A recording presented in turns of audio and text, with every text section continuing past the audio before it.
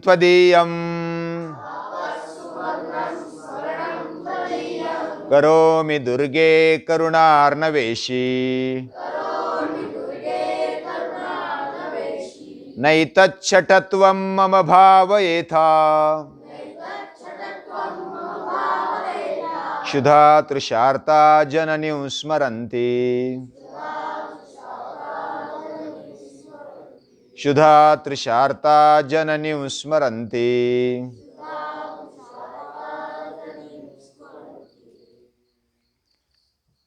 बार बार माँ के पास आने वाला या तो कुछ मांगने वाला रोने वाला बालक माँ को अच्छा नहीं लगता है। सतत तकरार लेकर आता है, सतत रोते रहता है, सतत कुछ ना कुछ कुरकुर लगा देता है। वो बालक माँ को भी अच्छा नहीं लगता। वो तो एक लगा देगी थप्पड़। जो अच्छी माँ है वो थप्पड़ लगा देगी, जा खेल जा। क्या क्या कुरकुर करता है हमेशा। तो माँ भी, अपनी माँ भी अगर ऐसी करती है तो ये जगदम्बा, अभी नवरात्र चल रहे हैं और नवरात्रि में हम जगदम्बा का पूजन कर रहे हैं। ये जगत की अम्बा यानी जगत की माँ, वह सभी अपने बेटों को समझाती है और तू अपना कर्तव्य कर्म कर ले और जब जरूरत पड़े तो मुझे याद करना, मैं तैयार हूं। मां अपने लिए तैयार रहती है। क्षुधा तृषार्ता जननी स्मरन्ति। हम भी भूख लगने पर, आपत्ति आने पर, प्यास लगने पर मां को याद करते हैं। करना भी चाहिए, किसको याद करेंगे। जब दुख आता है तो मां की याद आ जाती है। कोई संकट आ जाता है तो हम माँ बाप को याद करते हैं। और यही आद्य शंकराचार्य कहते हैं कि हम जब आपत्ति में आ जाते हैं तब मां करुणा से हमें स्वीकारती है। और इसमें छठत्व नहीं है, इसमें धृष्टता नहीं है, इसमें उन्मत्तता भी नहीं है। प्यास और भूख लगने पर बेटा मां को याद करता है, इसमें गलत कुछ नहीं है। ऐसी हमारी साइड लेते हुए आद्य शंकराचार्य भगवान के पास, इस जगदम्बा के पास हमारी वकालत करते हैं। बाकी ऐसा नहीं करना चाहिए। कुछ संकट आने पर ही याद किया, फिर गरज सरो वैद्य मरो। गरज हो गई, वैद्य जाने दो किधर भी। ऐसी वृत्ति बराबर नहीं है। लेकिन फिर भी हमारी वकालत करते हैं आद्य शंकराचार्य कि जाने दो, ये तो बालक है, भूख प्यास लगने पर, आपत्ति आने पर याद करेगा, कोई बात नहीं है। मां भी स्वीकार लेती है।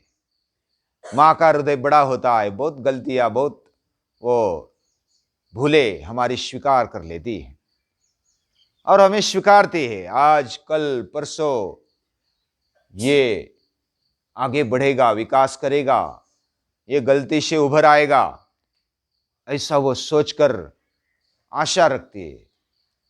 और ये मेरा बेटा अच्छा है, वो जरूर आगे जाकर के कुछ करेगा। तो ये आशा रखते हुए अपनी माता हमें स्वीकारती है। वैसे ये जगदम्बा भी हमें शक्ति देती है, जरूरत पड़ने पर हमारी करुणा से मदद करती है। और ऐसी मदद करने वाली माता को याद करना ये कोई गलत बात नहीं है, ये अच्छी बात है। महाभारत में भगवान श्री कृष्ण कभी माता का रूप लेते हुए, कभी पिता का रोल करते हुए, कभी मित्र का, कभी अलग अलग भूमिका निभाते हुए वह अर्जुन और पांडवों को संभालते हैं। अलग अलग कठिन प्रसंग में वो उनको ही याद करते हैं। पांडवों को अगर तकलीफ हो गई, कुछ संकट में आ गए, तो कृष्ण को याद करते हैं। और यही जीवन का तत्व ज्ञान है। संकट आने पर या तो कोई आपत्ति आने पर मां को याद करना चाहिए, वैसे कृष्ण को याद करना चाहिए। कृष्ण उन संकटों से हमें बाहर निकालते हैं।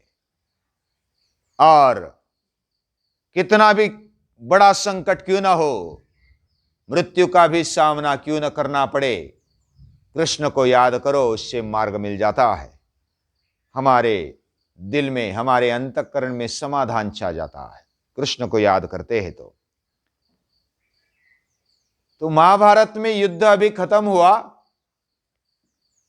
सभी योद्धा मारे गए लगभग, और पांडव बचे। सात्यकी और श्री कृष्ण ये सब अभी इकट्ठा होकर के एक जगह पर आ गए, शोक करने लगे।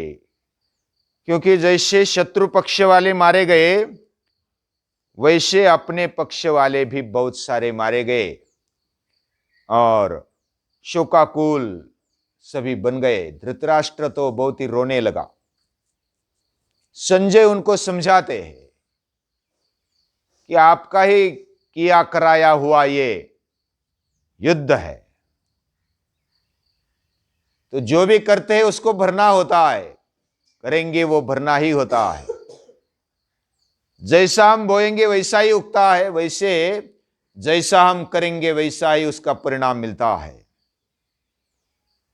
और अभी रोने से क्या लाभ?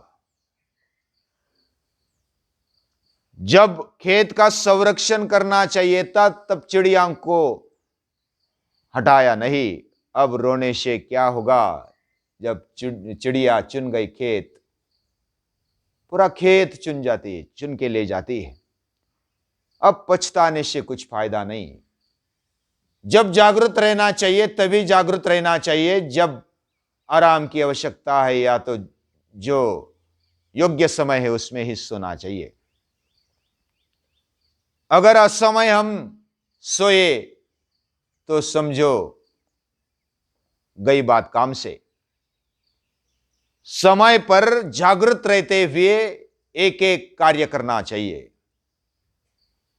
हम अगर जागृत नहीं रहेंगे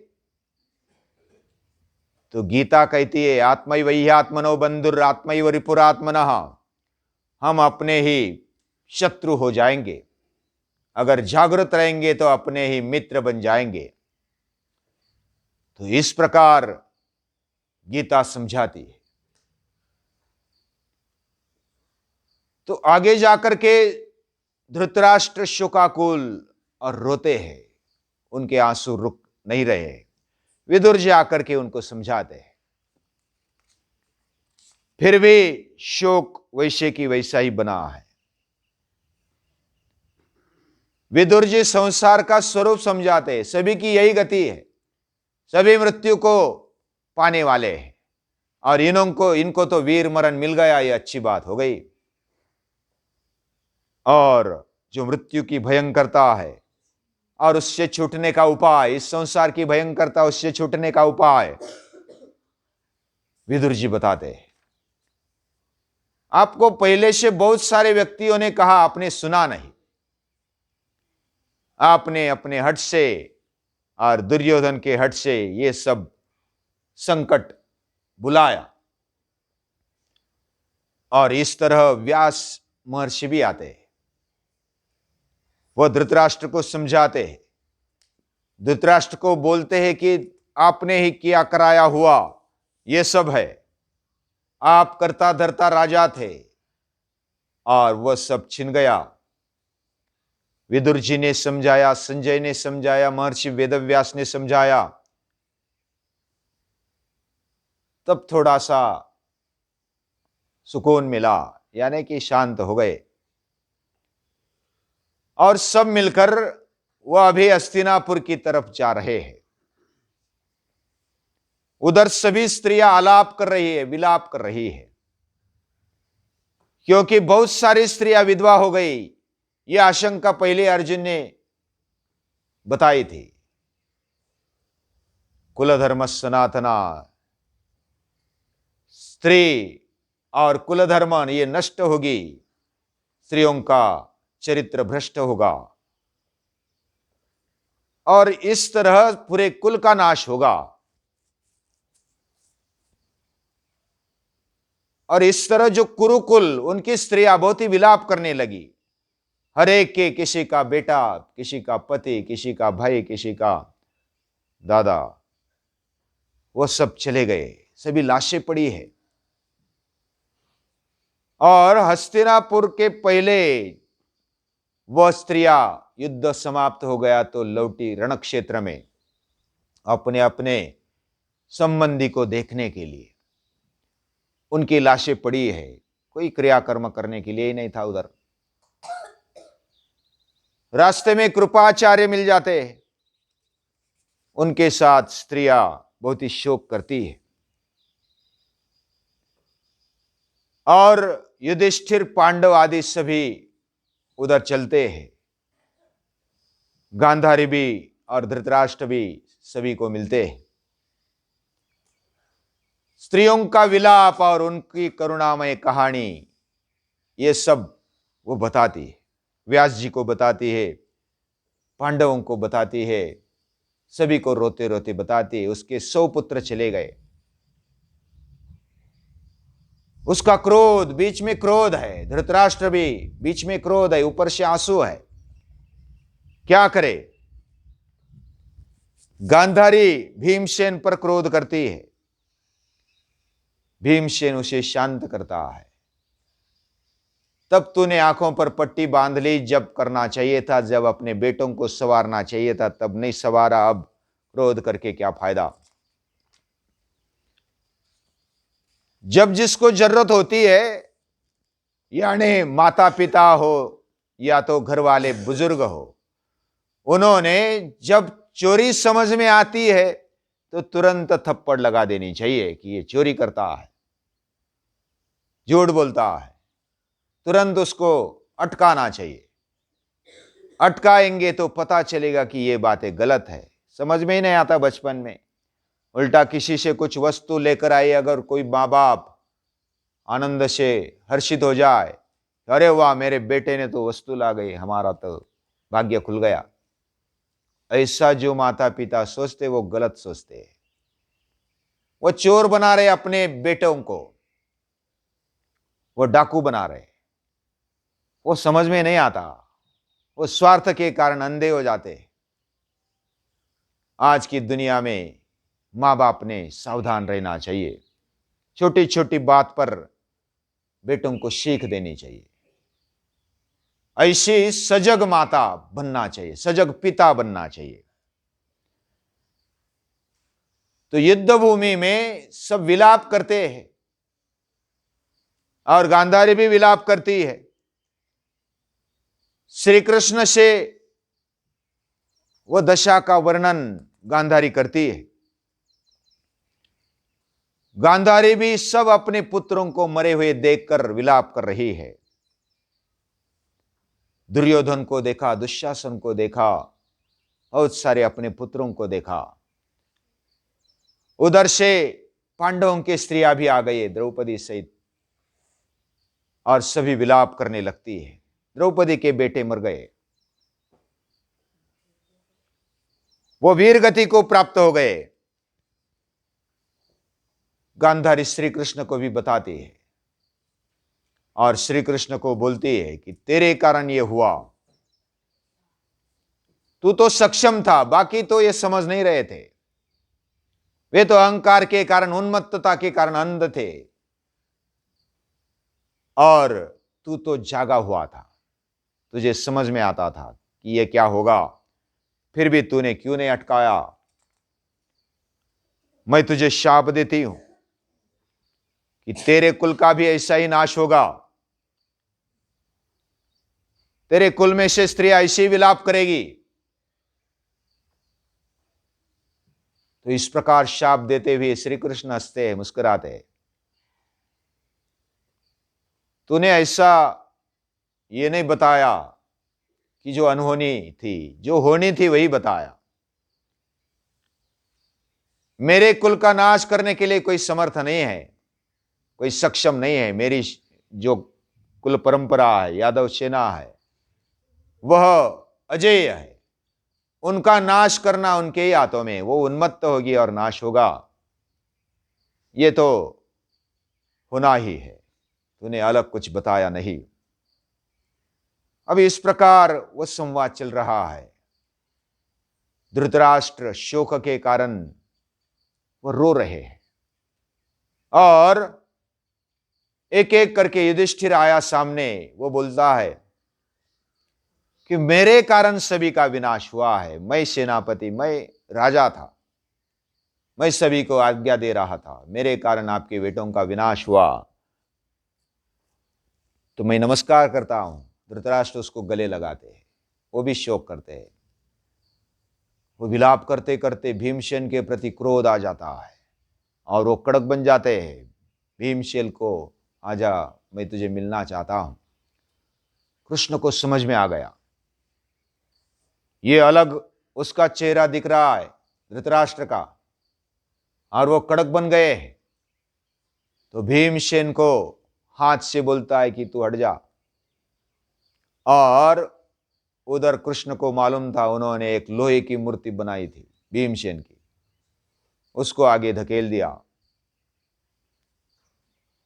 धृतराष्ट्र तो अंधा था, उन्हें स्पर्श करते हुए भीम है ऐसा सोचकर धृतराष्ट्र ने आलिंगन दे दिया। इतना कड़ा आलिंगन दिया, उस मूर्ति का चूर्ण हो गया, वो टूट गई, फूट गई, नीचे गिर गई वो मूर्ति। लोहे की मूर्ति, पोलाद की मूर्ति। धृतराष्ट्र में 10,000 हाथी का बल था, ऐसा मानते हैं। इतना दबाया कि वो चूर हो गई मूर्ति भी। लेकिन उस दबाने के कारण